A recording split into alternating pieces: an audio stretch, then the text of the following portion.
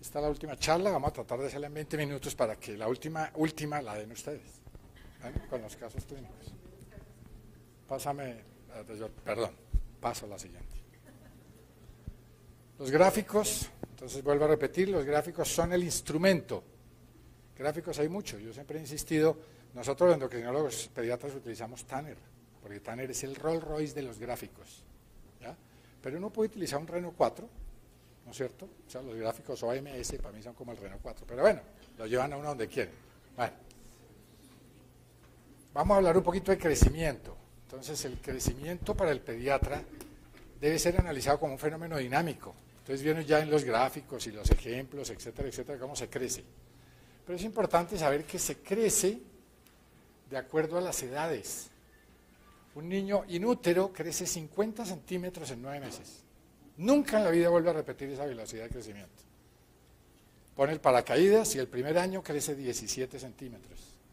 El segundo año empieza a disminuir la velocidad a 8 centímetros, etcétera.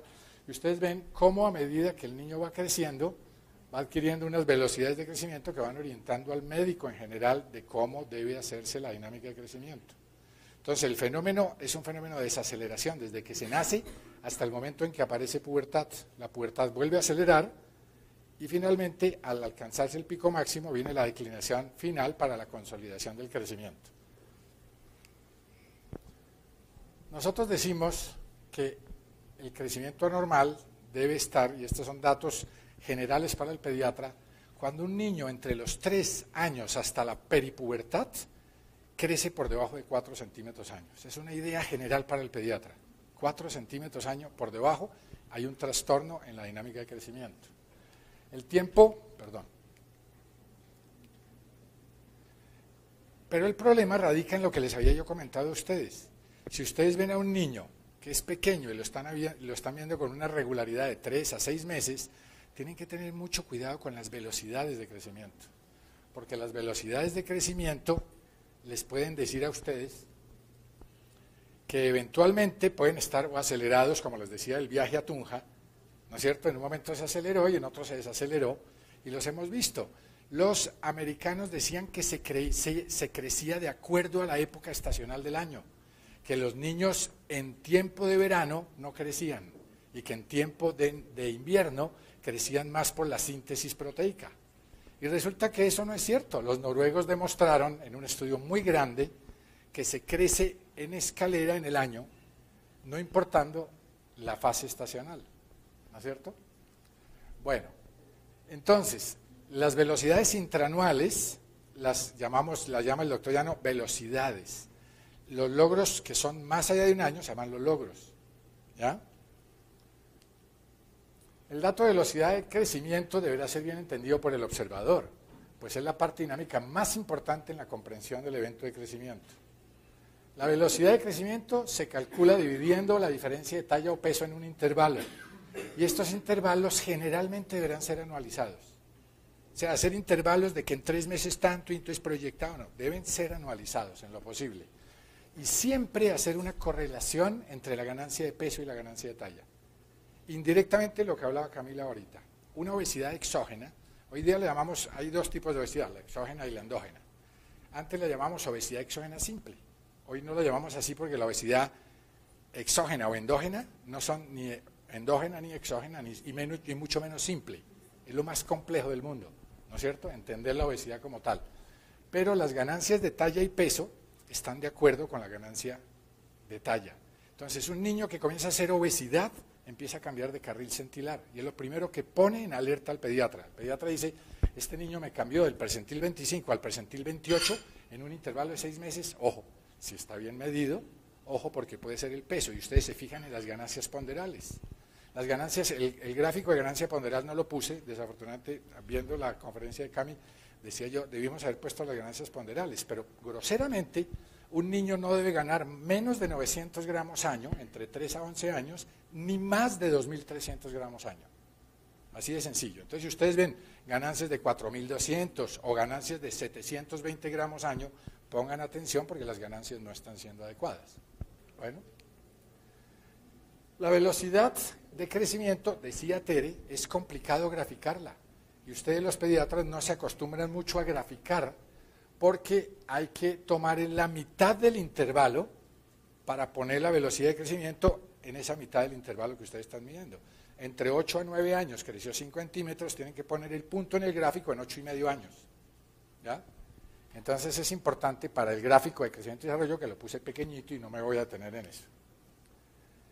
La velocidad de crecimiento detectan las alteraciones de crecimiento, pero deben ser anualizadas. Las alteraciones de peso evolutivas y los trastornos maduracionales. Eso es importante. O sea, cambios centilares hacia arriba.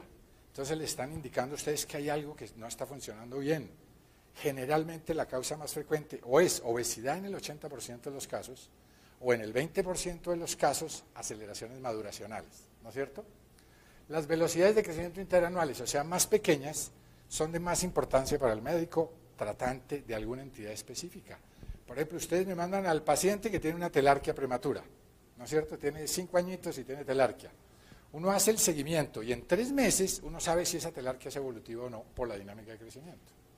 Pero fíjense todas las trampas y zancadillas que tiene.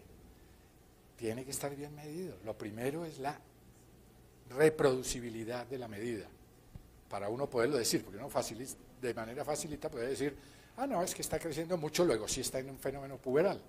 Pero una telarquía que regresó no va a ser evolutiva a 6 meses. Generalmente la telarquía, toda telarquía acelera crecimiento. En el momento en que desaparece, el niño vuelve otra vez a su velocidad de crecimiento de base. Y otro punto importante es cuando los estamos tratando. Estamos tratando a un niño, comenzamos hoy hormona de crecimiento, en 3 meses ya estamos viendo la respuesta en velocidad de crecimiento. Entonces los intervalos cortos son muy puntuales para ciertas cosas, pero son interesantes cuando son de 1 año, porque van mostrando la tendencia como tal. Recordar siempre esto, en niños menores de 2 años, los cambios centilares son normales, hacia arriba o hacia abajo, ¿no es cierto? Y usuales, y generalmente están reflejando las correcciones de tallas paternas, los eventos maduracionales y los eventos ponderales. Entonces, una mamá que es pequeñita y tiene un útero pequeñito, produce restricción intrauterina de crecimiento, al menos de 2 centímetros según Tanner.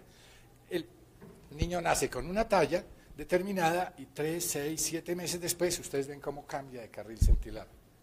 El niño que nos está haciendo una evolución ponderal, evolutiva, va a cambiar en esos primeros 2 años, 24 meses de tendencias. Entonces no hay que considerarlo como fenómeno patológico, se tendrá que tener en cuenta. Y entre los 2 a 13 años, desviaciones de 0,5 desviaciones estándar pueden ser anormales y ameritan la vigilancia. Importante, ya les voy a decir con los ejemplos cómo es el cuento. Miren, por ejemplo, entonces esto. Decía Tere, es importantísimo, la fase estática de crecimiento no está diciendo mucho. La fase estática le localiza a ustedes un niño, o sea, yo paro en Chocontá, voy para Tunja, ¿no? Paro en Chocontá a tomarme el chocolate con arepa, ahí no estoy diciendo nada, no sé cuánto me va a demorar ni cuál va a ser la trayectoria, porque me puedo quedar ahí, ¿no es cierto? Me puedo quedar ahí todo el día, qué sé yo. Entonces, esta fase estática es la parte seccional del crecimiento. Miren este niño. Entonces, aquí está el gráfico, donde ustedes ven que es un niño con los siguientes datos. Tiene 8.58 años. Entonces, ustedes lo ven, 8.58. Tiene una talla de 127 centímetros. Perfecto, está en el puro percentil 25 del gráfico CDC. Siempre ustedes pongan el percentil, pongan el gráfico que están utilizando. ¿No es cierto? CDC. Ponen el peso, 25 kilos, es un niño perfectamente armónico, percentil 25 para gráfico de peso, es un niño armónico, peso ideal.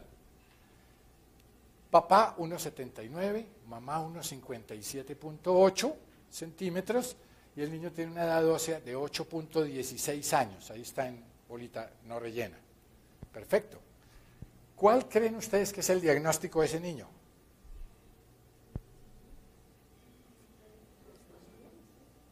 Bueno, ahí se me olvidó ponerle la predicción de talla. Está la predicción de talla final para ese carpograma de ese momento. Entonces, ojo, porque la predicción es un fenómeno variable, porque depende de la ubicación del niño en el gráfico y del patrón de maduración que el niño lleva, ¿no es cierto? Entonces, basado en ese carpograma, como les digo yo a los padres, si el niño me mantiene la tendencia de crecimiento semejante a la tendencia de maduración, la talla final de ese niño será de 173.7, perfectamente adecuada para las tallas promedios de padres, ¿no es cierto? Entonces, ese es interesante. Diagnóstico, niño sano. Bueno, este niño está en el percentil 25, tiene un peso en el percentil 40. A mí no me gusta poner el percentil de peso. Ustedes saben que yo siempre pongo peso teórico para talla, entonces el niño ya tiene un pequeño exceso, ya lo van a ver. Este niño es exactamente el mismo niño, pero con otras características. Miren el cuento. Edad 8.58 años, perfecto. Ahí está, 8.58. Talla 127 centímetros, perfecto, ningún problema. Peso 27 kilos, teórico 24, 3 kilitos de exceso de peso para talla y edad, ¿no es cierto? Papis igualíticos, 179, 157, 8. Edad ósea 9.5 años. Miren que me varió ya, el niño tenía 8.58 el anterior, edad ósea 8.2. Aquí el niño tiene una edad ósea de 9.5, ¿ya? Posiblemente podría ser secundaria el exceso de peso, posiblemente sea un madurador rápido constitucional, qué sé yo, no lo sabemos. Entonces, aquí está la edad ósea, perdón, aquí les mostré la edad ósea, ahí está anotadita. Miren la predicción, tiene una edad ósea de 9,5 y la predicción de talla final 165,1. Entonces miren que un niño situado en el mismo punto del niño anterior, con un ligero exceso de peso, pero con una variabilidad en la maduración, está 8 centímetros por debajo de la talla predicha para el niño anterior. Interesante. Entonces, ¿diagnóstico? No, en ese momento ustedes no pueden decir que es una talla baja. Ustedes dicen en ese momento, patrón maduracional acelerado, con pronóstico estatural, inadecuado para la talla medioparental. No pueden decir nada más. Eso es lo que se dice. Bueno. Ahora empieza el seguimiento. El otro era estático, era evaluación estática. Entonces vamos a ver ahora la evaluación dinámica. Entonces, el pediatra ve a este niño en consulta. Lo vimos en la misma talla, percentil 25, y lo volvemos a ver casi 2 años después en el percentil 25. Entonces, ¿ustedes qué dicen? Dinámica de crecimiento adecuada, ¿no es cierto? No ha pasado nada especial. Peso, se ha mantenido, es que poner las bolitas en el gráfico es complicado, ¿no es cierto? Bueno, entonces el peso ha sido mantenido, no ha habido ninguna variabilidad en peso. Entonces, es el mismo niño, pero ya tenemos un seguimiento, estaba en 8,58 años, lo volvemos a ver a los 11. Talla 127, talla de la segunda, del segundo examen 138, peso 27, peso 34,5, intervalo 1.42 años, velocidad de crecimiento 7,74 centímetros con un delta ponderal de 5.282. ¿Qué les dije yo antes a ustedes?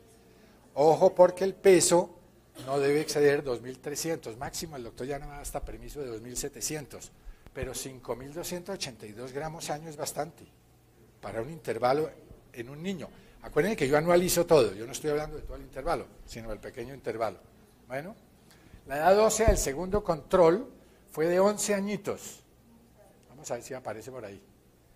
Con una talla final calculada de 1,71. Habíamos dicho inicialmente que era 1,73. Entonces, ¿qué piensan ustedes con esas dos tallas calculadas? Entonces, ¿está qué? Esa la puse de trampa, esa es una buena zancadilla. ¿Nada? Nada, porque el error estimado, yo no les puse a ustedes el error estimado de las predicciones estaturales, que pueden ser muy amplias. Cuanto más pequeño pueden haber errores estimados de 6 o 7 centímetros, y en niños que se acercan a la pubertad son de 3, 3,5, 4 centímetros hacia arriba o hacia abajo de la predicción. Entonces uno podría decir, es una talla que se mantiene, eventualmente me ha cambiado el peso, lo cual me podría cambiar maduración y eventualmente por eso la predicción de talla variaría. Por eso les dije a ustedes, la predicción de talla final es variable, porque va a depender de los dos factores que van a ir cambiando a través del tiempo. Rata de crecimiento y rata de maduración. A medida que nos vamos acercando a la finalización del crecimiento, va a haber mucho menor error y ya, por ejemplo, los niños en pubertad, ya el error estimado sobre predicción de talla final es mucho más bajo. ¿Ya? Entonces, aquí 171,4 decimos sigue siendo bueno, para la talla sigue siendo adecuado. Entonces, el percentil tanto de peso como de talla ha sido mantenido, la predicción 2 centímetros inferior, diagnóstico. Entonces, ustedes dicen niño sano. Miren este otro ejemplo. Ya ustedes lo ven, ustedes llevan su hoja, llegó el niño a la consulta, abrieron el folder y vieron en el folder, para el dato que anotaron de la primera y segunda vez, que el niño estaba en el 25 y ahora está cerca al 50, y que tiene una edad ósea que le lleva ese día que está ligeramente acelerado. Entonces ustedes lo primero que dicen es, visualmente, el percentil se cambió de carril, ¿no es cierto? Pero lo más llamativo es la aceleración ponderal. Entonces vamos a donde el cuento de Camila. Entonces esta es una de las causas más frecuentes de cambio centilar en niños entre los 3 a 11 años, que es la obesidad evolutiva. Entonces este es un niño que empieza a ganar rápidamente peso y por ende arrastra talla. La obesidad arrastra talla como un fenómeno biológico, siempre lo vivimos insistiendo. La necesidad biológica es llegar a ser maduro más rápido para reproducirse y mantener especie. Y qué mejor que echarle leña al fuego con la obesidad. Entonces yo soy obeso, para evitarlo, crezco y maduro más rápido. ¿Ya? Entonces el proceso maduracional es ese fenómeno. Entonces aquí lo vemos. El niño tiene una velocidad de crecimiento, que está acelerada, y es un niño todavía prepuberal con una ganancia de peso absolutamente exagerada, ¿no es cierto? Entonces el peso arrastra talla. Entonces acá el diagnóstico es, aun cuando podemos decir que el niño todavía no es francamente obeso, es una obesidad en fase evolutiva. Entonces nosotros decimos la obesidad la dividimos en 3, que se llama la obesidad compensada, que es el niño que crece rápido con peso estable, fase 1 de obesidad. La fase 2 es la fase del niño que crece rápido con sobrepeso, y la fase 3 es el niño que ya creció rápido, ya no crece más, ¿no es cierto?, pero que ya es obeso. Entonces son las 3 fases relacionadas al crecimiento en el niño obeso. Miren esto. Entonces el pediatra ve a este niño que lo estaba siguiendo, la primera vez dijo, sí, estaba en el percentil 25, y en el segundo lo ve en el percentil 10. Lo primero que ustedes tienen que ver es en qué edad está, y si eventualmente es una edad muy cerca a la pubertad, porque acuérdense que la categoría de retardo constitucional hace que el niño se cambie de carril en la época de la pubertad. Este niño es un niño absolutamente prepuberal todavía, que no tiene por qué caerse en talla, y de hecho de un percentil 25 en el término de 3 años se cayó por debajo del gráfico. Entonces ustedes van a ver aquí ciertas cosas. Este es otro niño, ustedes ven que consulta a los 5.92 años, con una talla de 113, ligeramente por encima del percentil 25, un peso de 19, ¿no es cierto?, que era relativamente delgado. Ustedes ven acá la talla para peso, relativamente delgado. Y ustedes después ven cómo la velocidad de crecimiento ya en el primer intervalo era subnormal. Entonces dicen 3.8 es el límite, 3.8 a 5.7 centímetros año en prepubertad es normal, se considera una velocidad normal. Esta estaba en el límite. Se esperó más tiempo y en el siguiente control el niño cayó a 1.3 centímetros. ¿Ya? Entonces, al hacerse el estudio a este niño, miren las tallas medioparentales. Las tallas medioparentales no eran altas, eran típicas de estrato 3 bogotano, ¿no es cierto? Y hablo de estrato 3 porque la mayoría de las tallas son sociales, ¿no? Entonces, papi, 1.66.8, percentil 12, 13 el gráfico de Tanner, y 157.6, percentil 22 de gráfico femenino. Entonces, lo interesante de esto es que el niño se cayó en el gráfico, estando inicialmente en una talla relativamente normal, y miren cómo se retrasó la edad esquelética, cuando inicialmente se me olvidó ponerlo acá, la edad esquelética era casi igual en el primer control. Entonces, ese retardo maduracional, esa desaceleración de crecimiento y esa atenuación de crecimiento progresiva, le dice a uno a que hay un trastorno de crecimiento. Y este niño tenía un craneofaringioma. Bueno, un craneofaringioma con compromiso de hormona de crecimiento. Listo. Y fíjense ustedes otro punto que no mencioné, que es la ganancia de peso. Entonces, los niños con tumores que comprometen diencéfalo, pituitaria, etcétera, etcétera, generalmente van a mostrar las características del síndrome encefálico, que es ganar masivamente peso, ¿no es cierto? Eso es importante. Pero igual podría ser como un hipotiroideo. Eventualmente, claro, el hipotiroidismo, la hormona tiroidea es un factor de crecimiento igual o tan importante como las deficiencias de hormona de crecimiento. ¿Ya? Cuando aparece el hipotiroidismo adquirido en niños, se frenan como si tuvieran una deficiencia de hormona de crecimiento. Pero los hallazgos son característicos, ¿no? Un niño que se frena demasiado te va a llegar técnicamente mixedematoso. Ustedes lo tienen que detectar antes de que entre en mixedema, ¿no? ¿Sí? Una pregunta, ¿y por qué no es un si se acordó que no es por qué no es?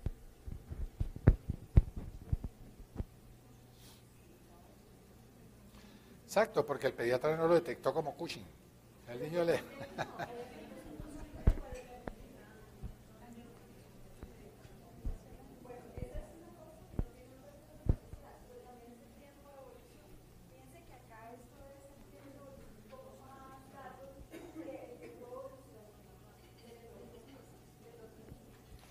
Sí, aquí les caben a ustedes todas las patologías del mundo que ustedes quieran, ¿no es cierto?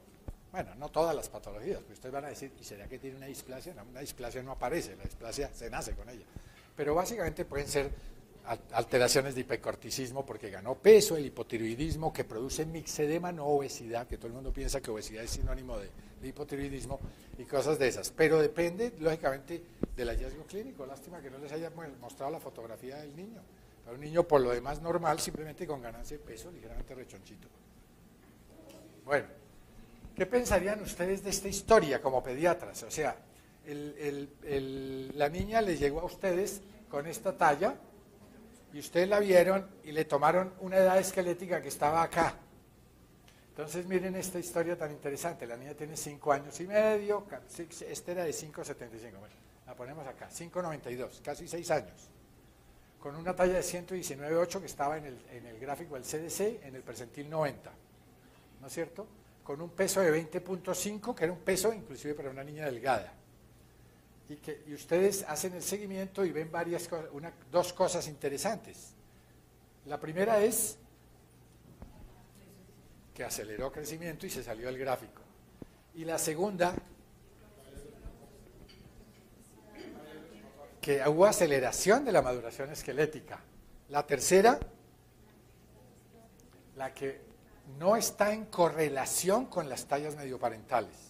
Entonces las tallas medioparentales son, vamos a ver si están por acá, pero supongamos que este sea el papá, de pronto el papá 1,74 y medio y mamá si es chicorita, sí me acuerdo, 1,49,7 centímetros. Sí, exacto. Entonces miren el peso, como el peso sí es armónico. ¿Cuál creen ustedes que es el diagnóstico? No, entonces díganme las posibilidades, antes de que nos lo remitan. Entonces dicen, remitimos atentamente a la niña, tal, ¿qué muestra qué? Bueno, entonces lo primero es, ¿y tenía hallazgos de pubertad? Entonces no, consultó solo por pubarquia. Entonces no era una pubertad precoz. Se podría llamar terminológicamente pubertad precoz incompleta o periférica o de origen adrenal, ¿no es cierto? Pero ¿qué piensan ustedes que tendría esa pacientica?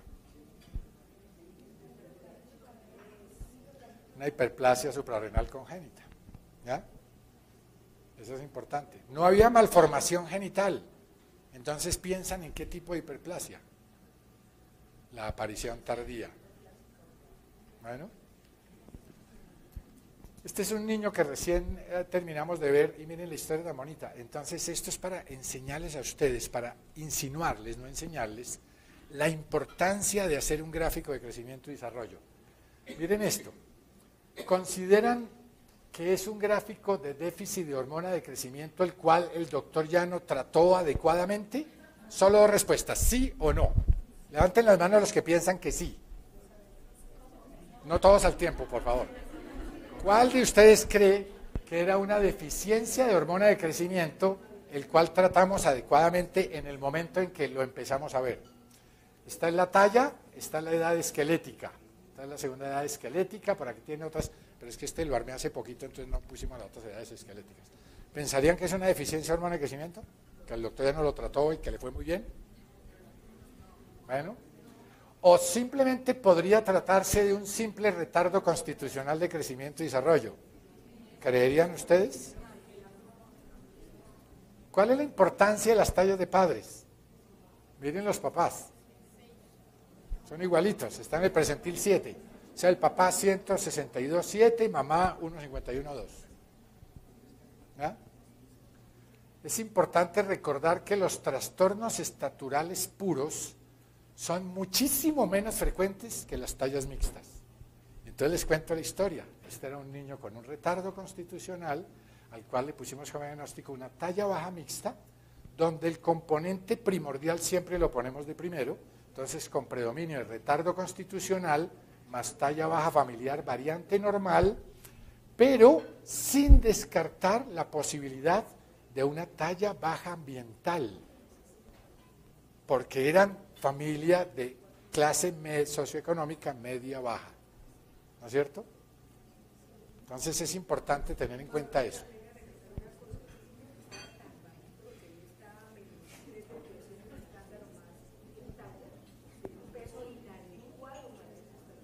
Ah, sí, tenía un peso alto.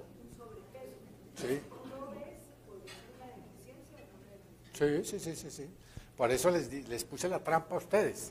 Consideran, y miren cómo el niño, a pesar de mantenerse, a pesar de este niño mantenerse en un peso, la talla fue alcanzando su peso para volverse más delgado cuando entró en pubertad. Perdóname. ¿Que no qué? Para que se adelgacen, lo que no decía Cami.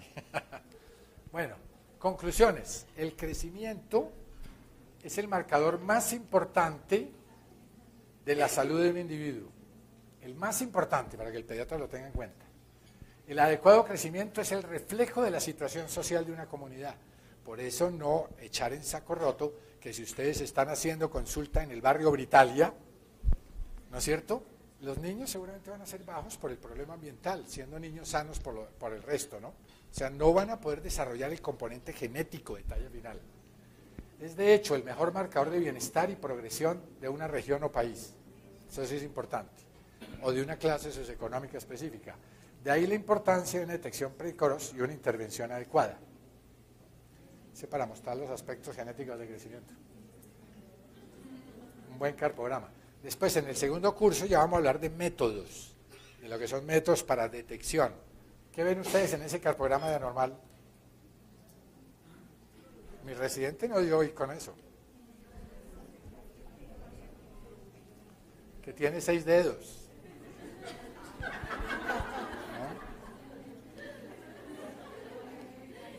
¿No? Listo.